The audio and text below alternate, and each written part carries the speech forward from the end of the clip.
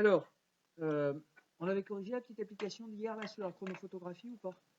Il me semblait avoir fait pour la durée, mais je ne sais pas si j'avais fini le reste. D'accord. Donc,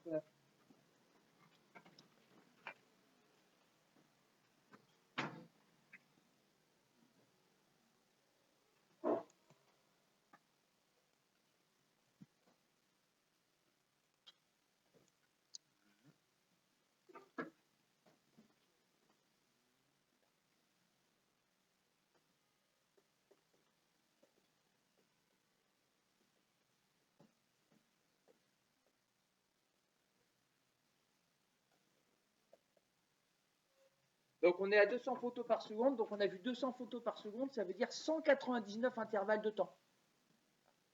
Et donc comme je voulais le temps entre 200 photos,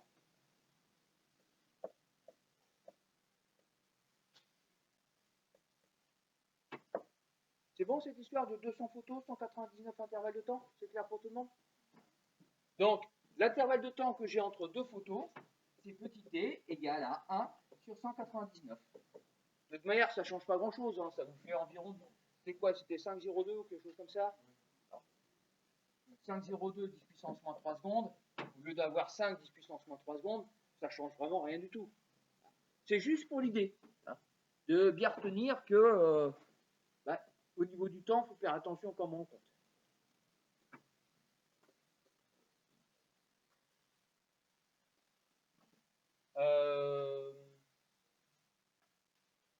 Ensuite, tu m'étais placé à t égale 1 seconde, c'est ça?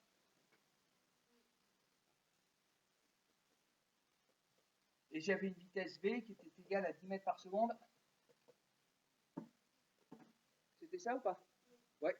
Et je vous demandais la distance parcourue par l'objet avant la 201e photo, quoi. Donc là, c'est pas un problème, toujours pareil.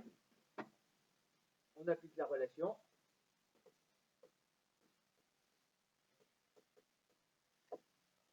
Donc ici, je vous demande une distance. Donc c'est distance égale v fois temps. Et donc là, ce que je veux, c'est la distance parcourue par l'objet entre la 200e photo et la 201e photo, finalement. Donc je suis à t égale 1 seconde, je prends une photo. Je suis à t égale 1,005 secondes, je prends une autre photo. De combien je suis descendu? Donc finalement, je vais descendre pendant l'intervalle de temps qui sépare mes deux photos. Donc je vais descendre pendant 5,02 10 puissance moins 3 secondes. Donc je fais du 10 mètres par seconde pendant 5,02 10 puissance moins 3 secondes. Autrement dit, j'ai une distance de... Alors on ne va pas s'embêter avec le 0,2, j'ai une distance de 5 10 puissance moins 2, c'est-à-dire, par mètre, 0,05 mètres, ou si vous préférez, ça fait 5 cm.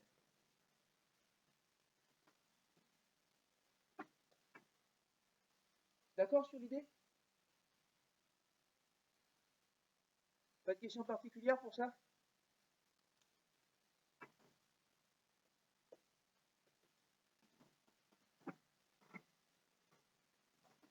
Qu'est-ce que je vous ai demandé en troisième question? Ah, pardon. Ah oui, je vous avais demandé en première question pourquoi la vitesse n'était pas constante. Donc en fait, ça, c'était la deuxième question. Et ce que je viens de faire, c'était la troisième question. Et je me suis arrêté là.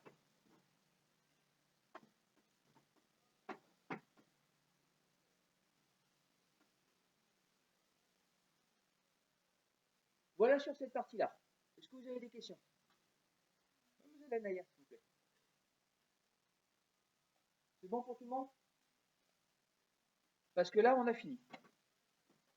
Le chapitre sur les études de mouvement, vous avez vu, il n'est pas très loin. Alors, au niveau de la mécanique, on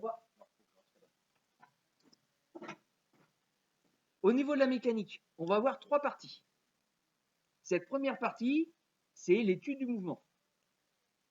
La deuxième partie, c'est l'étude des forces. C'est-à-dire, qu'est-ce qui fait qu'un objet va bouger? Et la troisième partie, ça va être le début simplement, parce qu'on ne va pas avoir la possibilité de tout faire. Ça va être le début de lien entre la force et le mouvement.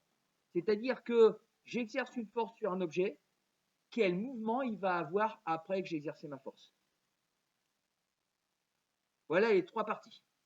Là, on a étudié le mouvement. Maintenant, on va regarder les forces, puis on fera le lien entre les deux après.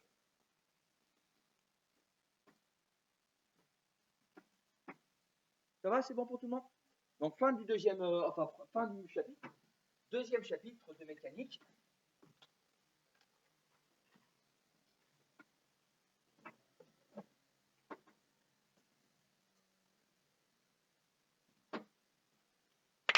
Que je ne vais pas appeler force tout de suite. Je vais appeler ça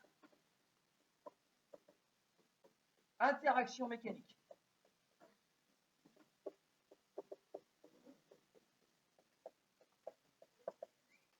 Oui. C'est un nouveau chapitre. Et lui aussi, il va être assez court.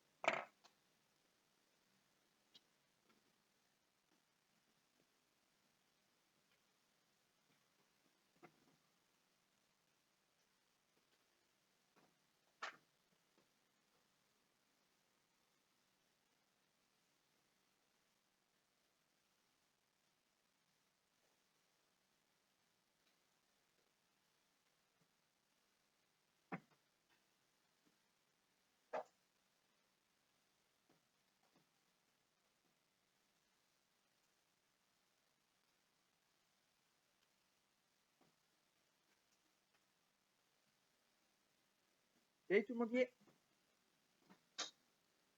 Alors, qu'est-ce que vous avez vu au collège concernant les forces? Donc, je ne sais pas déjà si le terme interaction mécanique, vous l'aviez utilisé. Non? Donc, on va voir plus tard que on va représenter ça par une force. Alors, je prends le terme, puisque vous le connaissez. Qu'est-ce que vous avez vu qui concerne les forces? Sans se préoccuper d'ordre, juste les idées.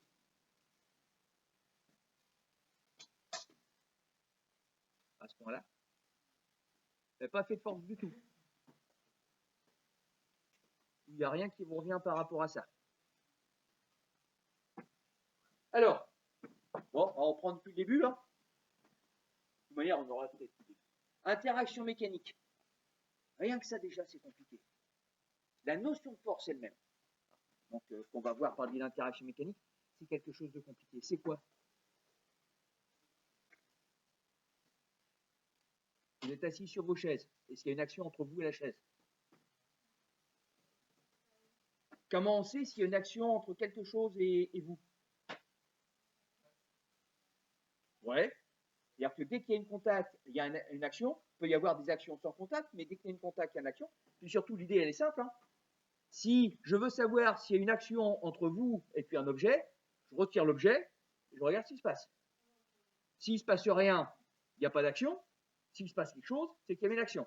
Et effectivement, comme vous le dites, il y a une action entre vous et votre chaise, parce que si je retourne la chaise, vous tombez. Donc, du coup, l'action de la chaise, c'est quoi?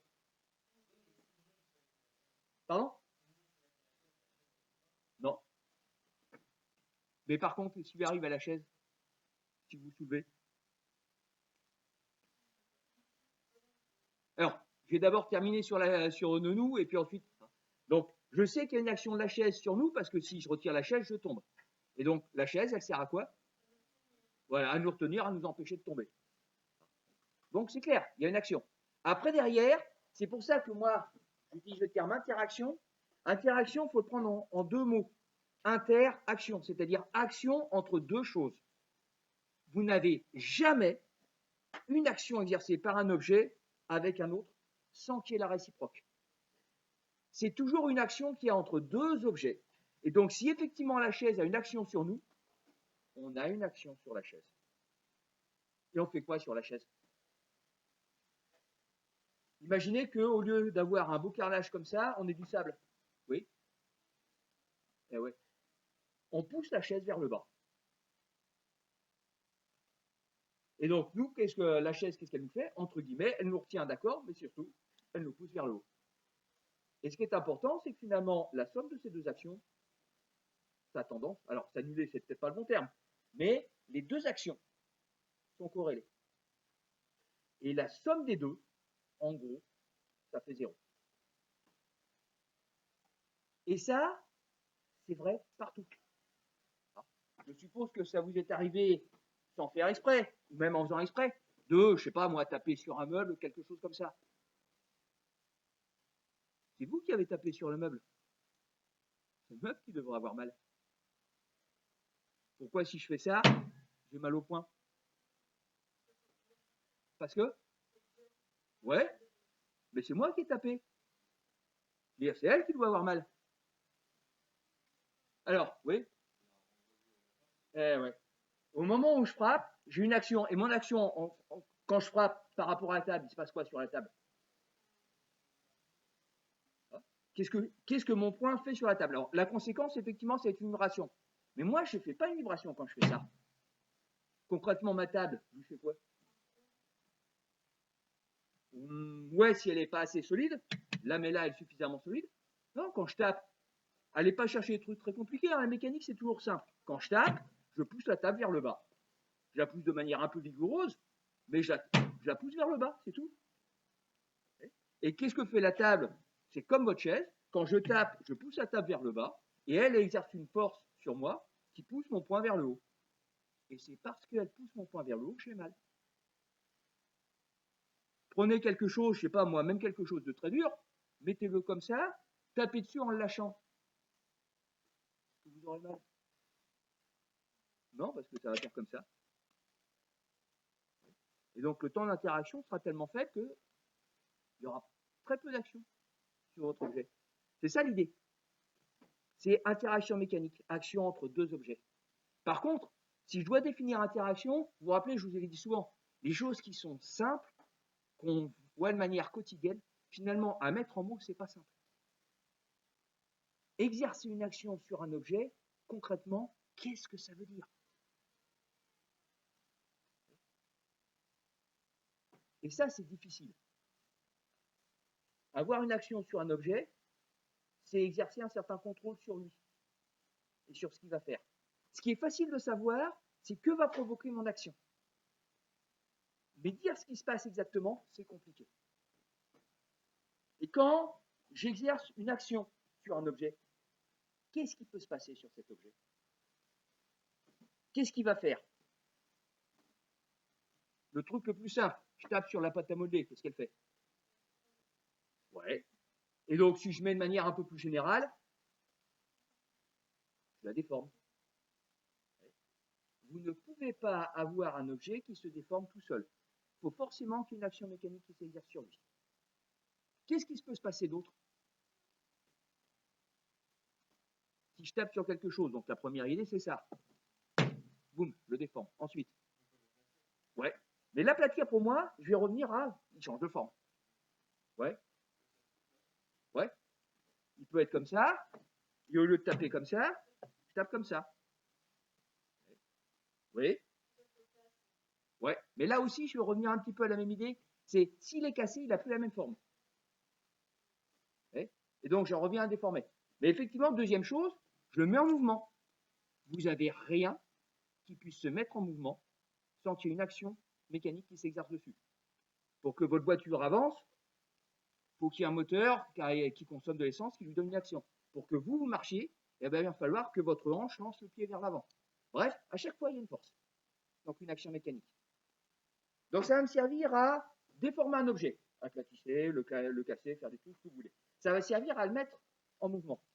Ça peut servir à faire quoi d'autre? Presque.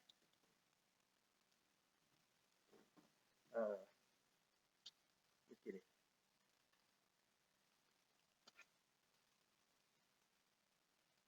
Non. Ah, si, la voilà. J'ai ma bille.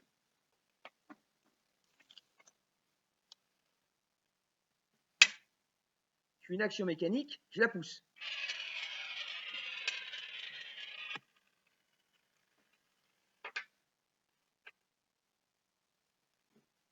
Il s'est passé 3 choses. Je l'ai poussée, elle s'est mise en mouvement. Ensuite, qu'est-ce qui s'est passé là? Elle a tapé, et qu'est-ce qu'elle a fait après? Ah. Est-ce que vous pouvez avoir quelque chose qui change de mouvement sans qu'il y ait une action mécanique? Ouais. Et qu'est-ce qui se passe au niveau de votre ressort? Ouais. Mais sans action? Et voilà. C'est ça la difficulté. Et attention, hein, mademoiselle Blanc, ce que je vous dis, c'est est-ce que je peux avoir quelque chose qui change de mouvement? Votre ressort, il va revenir spontanément, entre guillemets, tout seul à sa position de départ. Sur le fond, quelque part, c'est vrai. Mais pour qu'il ait une taille plus grande que sa position de départ, qu'est-ce qu'il a fallu avoir? Il a bien fallu que je fasse une action mécanique qui va l'étirer avant qu'il se raccourcisse. Donc, j'ai une action. Donc là aussi, une troisième conséquence de force, c'est de changer le mouvement d'un objet. Vous avez un truc qui va tout droit, il change de direction, forcément il y a quelque chose qui s'est passé. Et enfin, dernière possibilité, c'est ce truc-là. C'est quand ma bille s'est arrêtée. Et là, c'est la partie la plus difficile. Ça, on va le voir dans un paragraphe plus tard.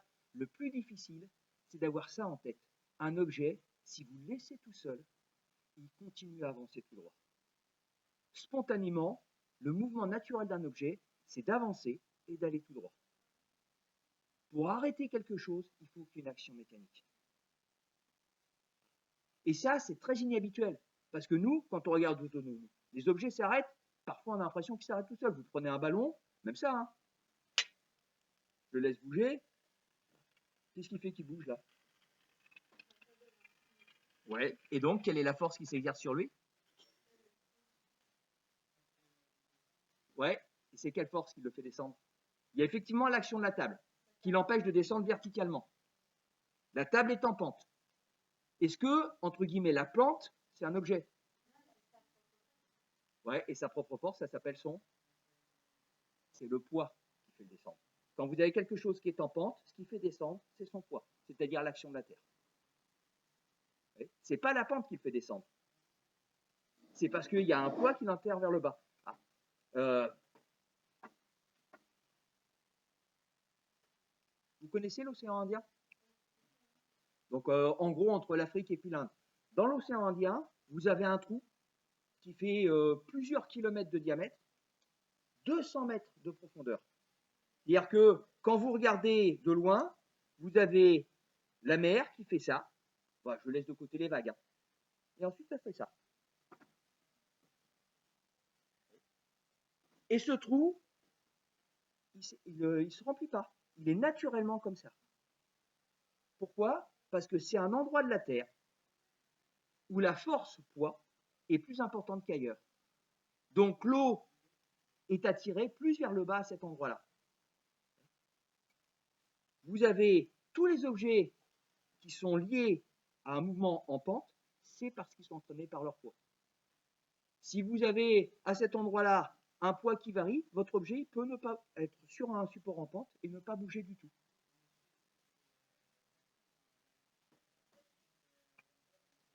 Non, c'est l'eau. C'est très surprenant.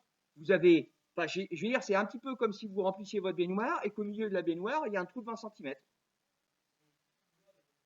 Et l'eau ne le recouvre pas. C'est-à-dire que je n'ai pas quelque chose qui entraîne l'eau de haut, du haut vers le bas. Ça fait une cuvette, quoi, quelque part. Et en fait, mon eau, elle reste parfaitement stable dans la cuvette. Même l'eau qui est sur les côtés. C'est très spectaculaire. Alors, personne ne le voit, parce que c'est un truc qui fait 200 ou 300 mètres de diamètre. Non, pardon, j'ai une bêtise. C'est quelque chose qui fait plus de 2 ou 3 km de diamètre et qui descend sur à peu près 200 mètres. Donc, quand vous êtes devant, ça ne se voit pas. C'est trop large pour que ça se voit. Mais les bateaux descendent et on s'en est aperçu quand on a fait des images satellites. Ils prennent des images satellites de toute la Terre et quand ils ont regardé ça, ils me disent mais c'est quoi ce truc? Et en fait, c'est un endroit de la Terre où vous avez en dessous de la Terre comment dirais-je, un mélange qui n'est pas tout à fait homogène. Et ça crée une anomalie gravitationnelle. Donc vous avez un trou. Mais ce qui est sur la pente ne descend pas. Parce que le poids n'est pas le même. Et l'autre exemple, alors je termine puis je vous donne la parole après, monsieur Comte. L'autre exemple, c'est quand on est dans l'espace, quand il n'y a pas de poids. Vous avez jamais vu ces images de satellites là où, je sais pas, ils mettent un stylo en haut comme ça, et puis ils lâchent le stylo, puis le stylo il bouge pas. Voilà, il n'y a pas de gravité. Ça prouve bien que ce qui fait tomber les objets, c'est la gravité, parce que si je retire la gravité, ça ne tombe pas. Oui.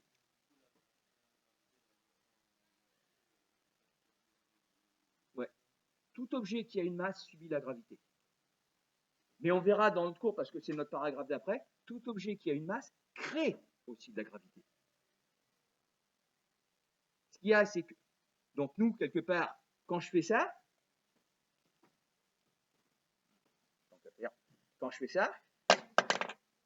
j'ai lâché l'objet, il tombe, parce qu'il est attiré par la Terre à cause de son poids. En même temps, la Terre monte, parce qu'elle est attirée par mon stylo. Sauf que le stylo, on le voit descendre, et la Terre, on ne la voit pas monter. Parce que la Terre, elle fait 6 10 puissance 24 kg avant de la faire déplacer. Bon, enfin, on verra ça plus en détail quand on fera l'interaction gravitationnelle. Mais l'idée, c'est ça. On est à la fois, on subit le poids, mais on crée aussi une interaction gravitationnelle. Alors, tout ça pour dire quoi? Ben, tout ça pour dire qu'en fait, si vous pensez à toutes les situations qui existent, l'action mécanique n'entraîne que 4 conséquences. Soit ça déforme l'objet, quelle que soit la déformation.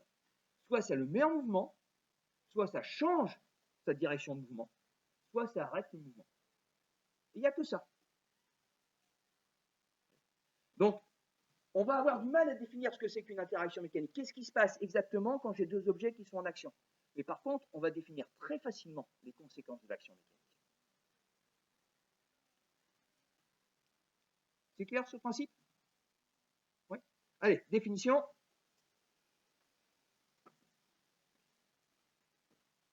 Alors, comme je vous l'ai dit, elle va être vraiment très, très large.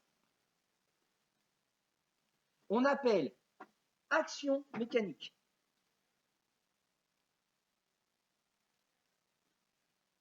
entre deux objets. On appelle action mécanique entre deux objets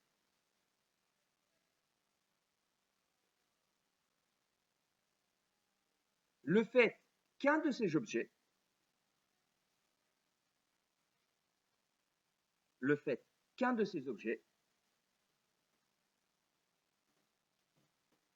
est une influence sur l'autre. Le fait qu'un de ces objets est une influence sur l'autre. Le fait qu'un de ces objets est une influence sur l'autre.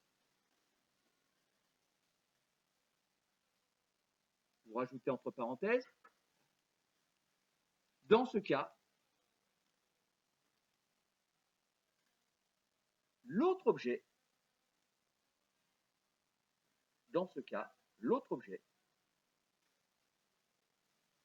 influencera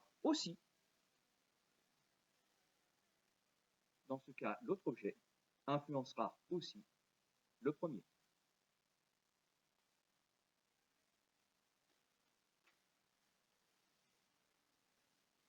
Okay.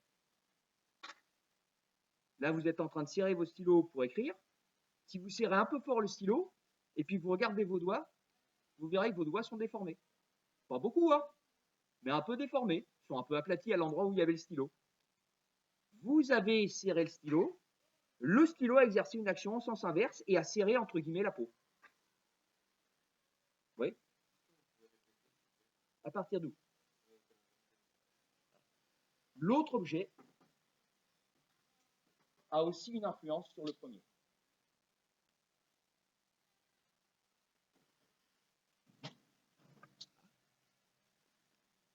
Et deuxième partie, les conséquences.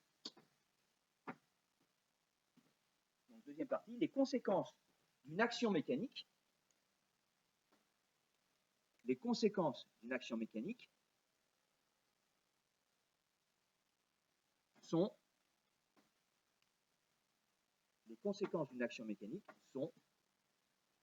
soit conséquences d'une action mécanique sont soit, et là je pense que vous pouvez passer à la ligne, premièrement, une déformation de l'objet. Les conséquences d'une action mécanique sont soit, premièrement, une déformation de l'objet,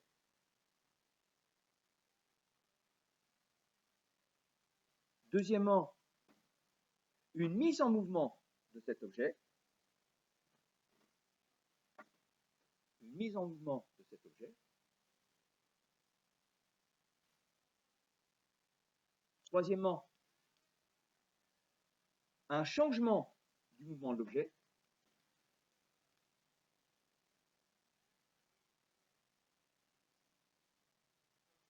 troisièmement, un changement du mouvement de l'objet,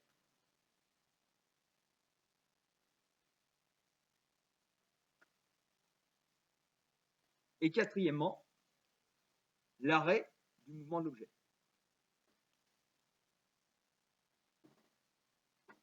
L'arrêt du mouvement de l'objet.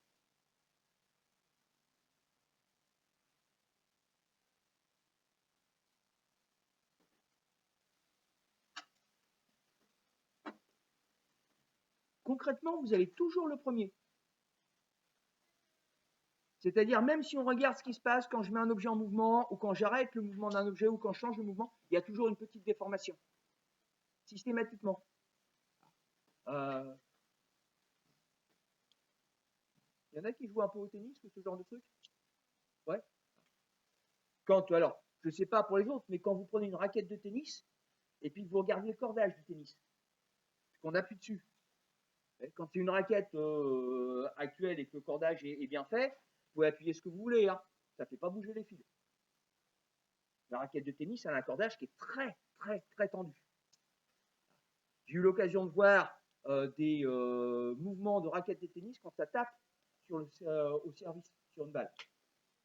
C'est spectaculaire. Hein, vous prenez un service, vous le mettez en mode rafale, c'était, je crois, du 500 images par seconde. Parce que c'était fait par, comme dirais-je, l'Institut de recherche sur le sport. Alors 500 images par seconde, quand vous regardez, quand la raquette tape la balle traverse la raquette de 20 cm. Et quand vous, 20 cm derrière, vous avez votre raquette ici, vous frappez votre balle comme ça, et quand vous regardez, quand on frappe la balle comme ça, en fait la raquette avance, et au début, la raquette avance et la balle ne bouge pas. Et ça recule derrière, mais je vous dis à peu près une vingtaine de centimètres. Et puis ensuite, la raquette continue son chemin et la balle part très très très vite. Alors, vous pouvez aller jusqu'à 200 km/h quand même, quand vous faites des services. Et donc, qu'est-ce qui se passe? C'est-à-dire, au moment où j'ai propulsé la balle, donc j'ai changé son mouvement, qui est un changement vertical vers le haut, un mouvement qui était à peu près horizontal, au moment où j'ai changé, eh bien, j'ai déformé la balle. La balle qui était à peu près sphérique, elle devient, c'est assez bizarre, ça fait une espèce d'ovale, et la raquette qui était parfaitement plate a une surface qui devient quasiment pyramidale, comme ça. Je ne sais pas si vous savez, quand on démarre une voiture au feu rouge, pour peu que vous démarriez un petit peu plus vite, ça c'est pareil, c'est des mesures qui ont été faites. La voiture s'allonge de 15 cm. Parce qu'en fait, le moteur est relié aux roues avant. Et donc, quand vous démarrez, les roues avant avancent. Les roues arrière, non. Et donc, pendant un moment, la voiture s'allonge. Et puis ensuite, hop, les roues arrière se mettent en mouvement et la voiture redevient normale. 15 cm quand même. À chaque fois que vous changez ou vous mettez un mouvement, à chaque fois, il y a une déformation. C'est spectaculaire. Mais bon. Voilà pour les conséquences. Alors, ce qui m'intéresse maintenant, c'est quels paramètres je vais avoir qui vont avoir une influence sur l'effet de mon action mécanique. Et pour ça, je vais avoir besoin de 2 volontaires. J'aimerais bien Monsieur Barthes. Et puis, oui, Mademoiselle Balthazar. J'aimerais que vous fassiez un test de force avec Monsieur Barthes. Alors, le test de force va être le suivant. Vous allez être dehors. Je vais fermer la porte et vous allez l'ouvrir. Monsieur Barthes a pour objectif de vous empêcher de rentrer. Alors, on est d'accord que je pousse la porte simplement. Je n'enclenche pas avec le fait. Donc, ce n'est pas la peine de tirer sur la porte. Vous poussez. barre va vous empêcher de rentrer. L'objectif, c'est de voir quels sont les paramètres qui vont avoir une influence sur l'efficacité de la force. D'accord sur l'idée? Allez, on commence. Donc vous poussez toujours de la même manière, vous essayez de rentrer. Moi par contre, je vous demande d'empêcher votre camarade de rentrer, mais d'empêcher votre camarade de rentrer à mes conditions. Pour commencer, vous mettez la main ici. Et puis vous poussez pour empêcher de rentrer. Attention, pas vous faire pincer les doigts. Allez, mademoiselle Balthazar. Oui, vous m'avez bien rentré. Alors, c'est pas fini. Hein. Il y a encore une autre escalade. J'ai demandé à votre camarade de mettre la main ici. Voilà. Je pense qu'il a fait honnêtement ce qu'il a pu, mais sans forcer non plus, parce que ça veut dire quoi cette escalade? Qu'est-ce que je mets en évidence? Ouais. Autrement dit, quel est le paramètre qui est important? Voilà. L'efficacité d'une force intervient aussi beaucoup à cause de l'endroit où je mets force. On a tous en tête, parce que c'est ce que vous aviez en tête, quelque part, pour connaître ce que j'ai fait exprès, on a tous en tête en fait que l'efficacité d'une force, c'est lié, entre guillemets, à sa valeur numérique. La force, c'est son propre du terme. En disant que plus ma force va être importante, plus mon efficacité sera importante. Vous voyez la disproportion, quand vous la reconnaissez, mademoiselle Balthazar. La disproportion entre les deux est importante. Je pense que M. Barthes est intrinsèquement plus fort que Mlle Balthazar, n'empêche que ça n'a pas suffi. Alors, il y a d'autres éléments sur Mlle Balthazar. Alors, spontanément, vous seriez mis où pour être efficace? Ouais, de l'autre côté. Pourquoi? Parce que vous avez une force qui tourne autour de l'axe qui est ici, et plus souvent de l'axe, c'est-à-dire que ce sera le principe de levier, de choses comme ça. Alors, on va se mettre de l'autre côté, mais par contre, je vais vous demander de mettre votre bras comme ça, parallèle à la porte. Alors, je vous demande de ne pas faire comme un élève l'année dernière, qui était un peu vexé par le fait de ne pas arriver à empêcher l'autre de rentrer, et qui subtilement mettait son talon derrière la porte, vous voyez, pour empêcher de... Donc, vous mettez juste la main là. Et vous faites ce que vous pouvez. Mademoiselle Balthazar. Eh ouais. Merci. Alors, j'avais demandé à votre camarade de mettre la main au bon endroit. Vous l'avez fait comme vous, hein, c'est bien à l'extérieur. Mais je lui avais demandé de mettre le bras comme ça. Qu'est-ce que j'ai dit? Il est au bon endroit. Pourquoi ça n'a pas marché? Oui. Et la position, il était dans la bonne position. Hein. On a vu que la bonne position, c'était se mettre à l'extrémité. Là. Donc, il était au bon endroit. Qu'est-ce que j'ai changé? Oui, pourquoi? Il y a un téléphone qui devrait être ta malade. Oui. Ouais. C'est la direction de la force. Quand vous mettez votre bras comme ça, l'essentiel de votre force, elle va dans la direction du bras. Autrement dit, l'essentiel de la force, elle est dans la direction de la force. Donc j'ai demandé à votre camarade tout à l'heure comment il se mettrait spontanément. C'est juste comme ça. Hein. Il s'est mis avec une direction de force perpendiculaire à la force. Là, il était à 90 degrés de la bonne direction. Donc comme l'essentiel de sa force, elle est par là, du coup, votre camarade est rentré plus difficilement, mais elle est rentrée quand même. Merci. Il y a d'autres expériences, mais là, ça ne sert à rien de les avoir parce que je pense qu'elles sont logiques. Imaginez que j'ai demandé à M. Barthes d'empêcher votre camarade de rentrer en tenant la poignée, en se mettant bien comme il faut, et en tirant la porte.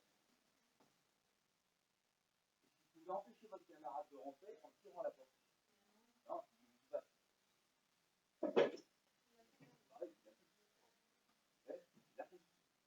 ça m'en évidence quel autre paramètre. Parce que s'il est au bon endroit, s'il est dans la bonne direction, il ne va pas. Je suis dans le mauvais sens. Donc forcément, mon efficacité est moins bonne. Et puis le dernier paramètre, c'est celui dont je vous parlais tout à l'heure, c'est la force de son propre terme, c'est la valeur numérique. Ça intervient aussi. C'est qu'un des 4 paramètres. Si vous êtes dans la bonne position, la bonne direction, le bon sens, et que vous avez une force, vous avez une efficacité maximale. Si vous êtes au mauvais endroit, dans une mauvaise direction et dans un mauvais sens, vous avez une efficacité qui peut être quasiment égale à 0. Parce que là, je suis au bon endroit, je suis dans la bonne direction, je suis dans le mauvais sens. C'est lui là. Vous êtes votre camarade à rentrer. Vous voyez le principe? Et donc, en fait, l'action de la force va dépendre de ces 4 paramètres. Où j'exerce ma force, dans quelle direction j'exerce, dans quel sens j'exerce, et avec quelle valeur numérique j'exerce. Et alors là, on en a parlé pour le mouvement hier. Si je parle de direction, de sens et de valeur numérique, mathématiquement, je parle de quoi? Et si. Ne vous inquiétez pas, on ne fera pas trop le côté vectoriel. Mais il faut l'avoir en tête. En fait, c'est pour ça que je vous parle d'action et d'interaction mécanique et pas de force.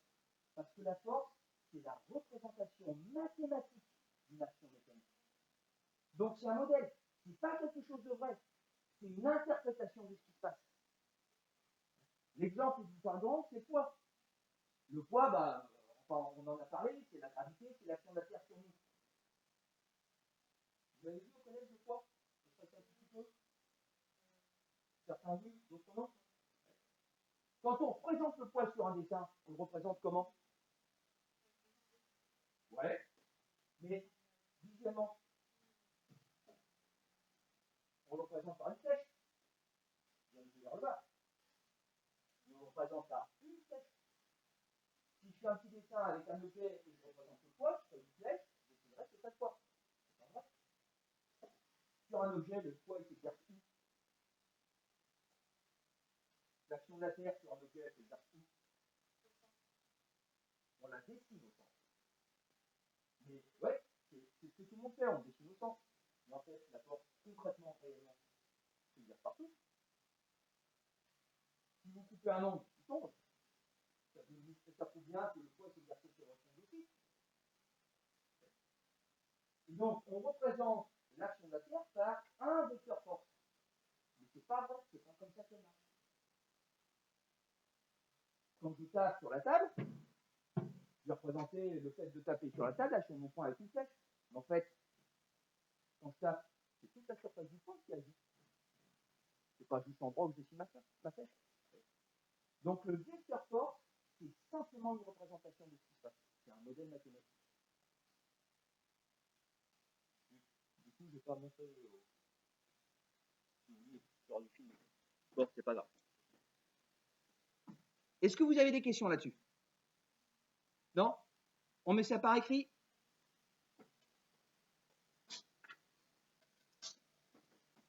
Donc, c'est une deuxième propriété. L'efficacité. L'efficacité d'une action mécanique. L'efficacité d'une action mécanique dépend de 4 paramètres. L'efficacité d'une action mécanique dépend de 4 paramètres.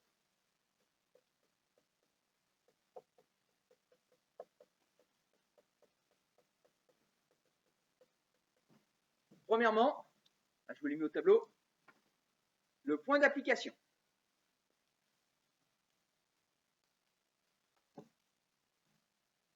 Premièrement, le point d'application. C'est-à-dire l'endroit où s'exerce la force. Premièrement, le point d'application, c'est-à-dire l'endroit où s'exerce la force.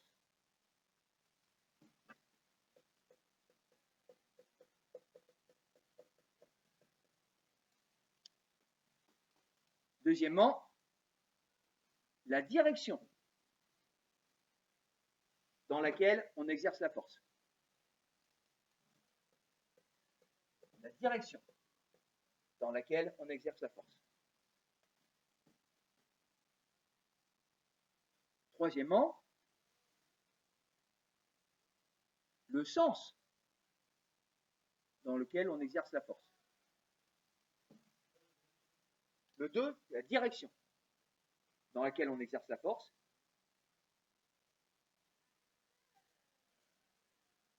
Et troisièmement, le sens dans lequel on exerce la force.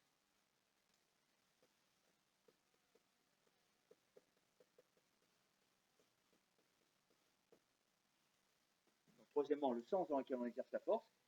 Et quatrièmement, l'intensité de la force.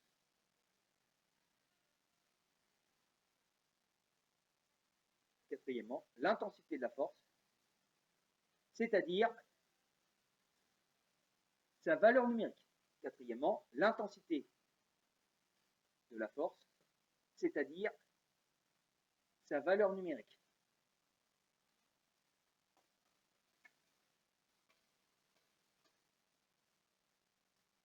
L'intensité de la force, c'est-à-dire sa valeur numérique. Cette valeur sera toujours positive. Cette valeur sera toujours positive.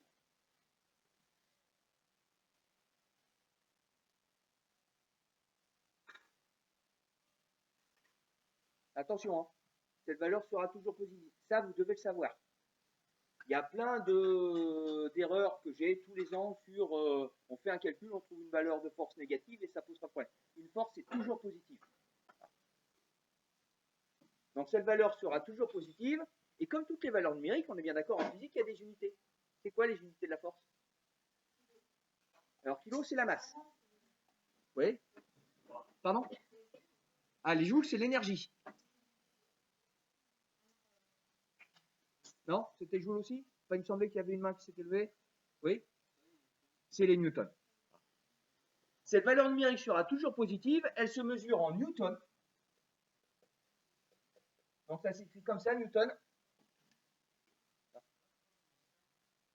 Cette valeur sera toujours positive. Elle se mesure en newton. Symbole N majuscule. Elle se mesure en newton.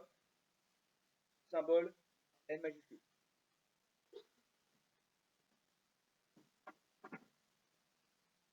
Si vous avez une force d'un newton, par exemple, c'est une petite force. Si je reparle du poids, si je suppose que votre masse est à peu près de 50 kg, votre poids, ça fait 500 newtons. Oui. Donc ça vous donne une idée des valeurs de force. Voilà. Est-ce que vous avez des questions par rapport à ça? Non. Donc on termine avec ce que je vous ai dit. L'interaction mécanique. Donc c'est toujours dans la propriété.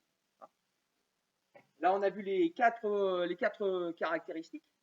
Donc l'interaction mécanique sera représentée. L'interaction mécanique sera représentée par un vecteur force. L'interaction mécanique sera représentée par un vecteur force.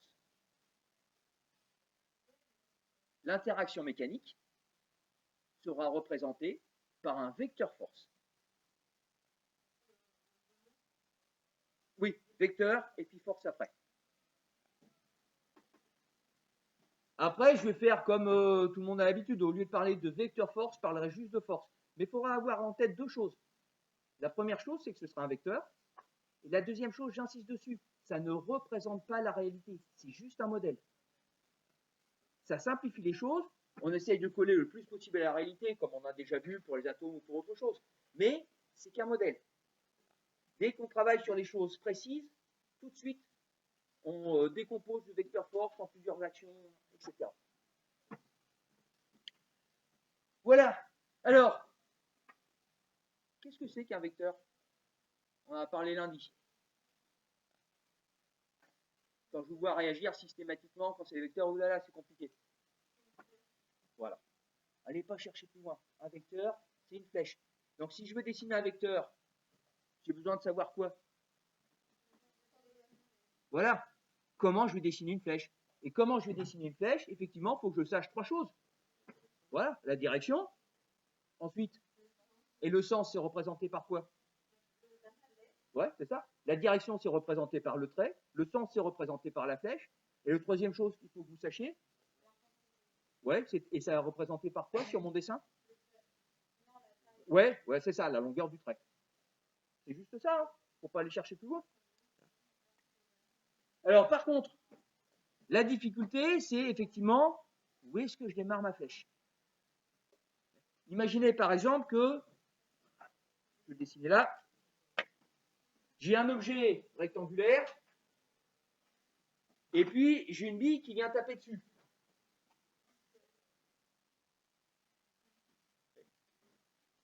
Et je veux savoir comment dessiner la force exercée par la bille sur l'objet. Et donc, ce qui va m'intéresser, c'est le point de départ. En fait, dans la plupart des cas, quand vous avez une action d'un objet sur un autre, l'endroit où vous mettez votre force, c'est l'endroit où vous avez l'action. Et c'est là que ça va être un petit peu difficile, c'est l'endroit où démarre l'action. Donc ici, si je dessine la force exercée par la bille sur le rectangle, je vais avoir une force que je vais dessiner au point de contact entre les deux, et puis que je vais dessiner dans la direction et dans le sens. Je dessine ça sans trop s'embêter. Et ma force, quand je vais la symboliser, je vais prendre l'initiale. Je vais mettre F. Sauf que comme c'est un vecteur, je vais mettre une flèche sur mon vecteur. Vous voyez ? Donc, ne cherchez pas les trucs compliqués. On dessine simplement. La seule vraie difficulté, c'est d'avoir en tête qu'on fait démarrer la force à l'endroit où elle agit. Il y aura une autre représentation qui consisterait à mettre la flèche à l'endroit où elle agit, pour dire voilà, c'est là que ça tape. Mais ce n'est pas comme ça qu'on fait, pour des raisons qui viendront après de calcul. Voilà comment on représente les choses.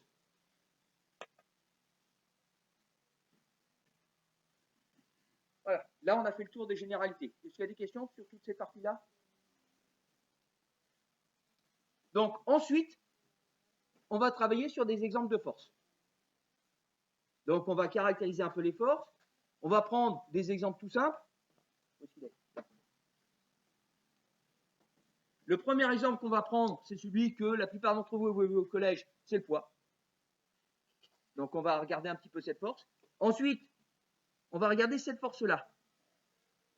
Vous arrivez à voir, monsieur Adam, ou pas là? J'ai posé mon tampon effaceur sur la règle qui est ici, et je veux savoir comment agit la règle sur le tampon effaceur. Je vais appeler ça l'action d'un support. Ce serait exactement pareil si je regardais comment agit la chaise sur vos fesses. J'ai un truc qui supporte, je regarde comment ça supporte.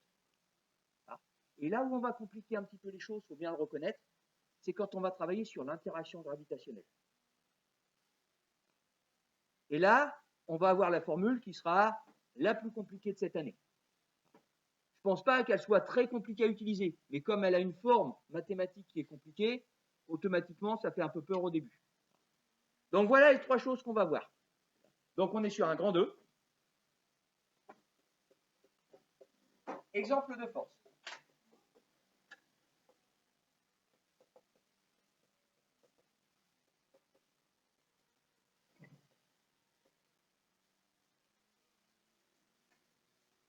Et on commence, premièrement, par le poids.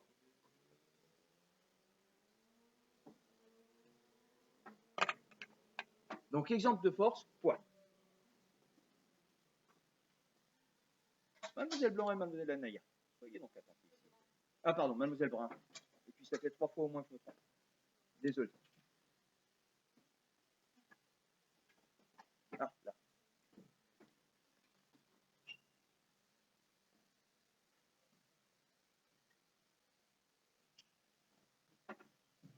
C'est bon, tout le monde y est? Définition. Le poids d'un objet correspond à l'action. Le poids d'un objet correspond à l'action exercée par la Terre, correspond à l'action exercée par la Terre sur cet objet. Le poids d'un objet correspond à l'action exercée par la Terre sur cet objet.